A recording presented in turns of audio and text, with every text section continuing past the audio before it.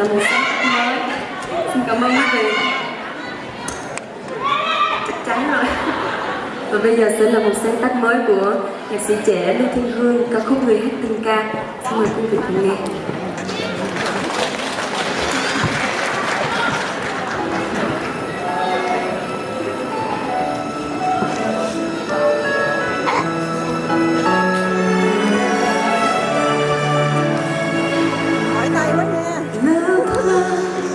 Những cánh hoa lơ thơ gió thu về bỡ ngỡ, ngoài trời thay áo mới dịu mát vơi.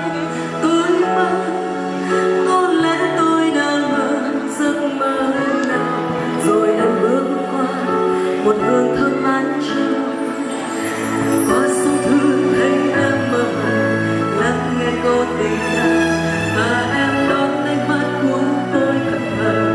Muốn em hãy tới gần, ngoài kia gió sẽ cuốn mang tóc mây bầu, cuốn theo hương tự nhiên để tôi đón em vào bài hát vui. Bài ca đó là câu sáng ngày mùa thu ghé qua, và tôi biết mình say trong bờ môi xưa tươi.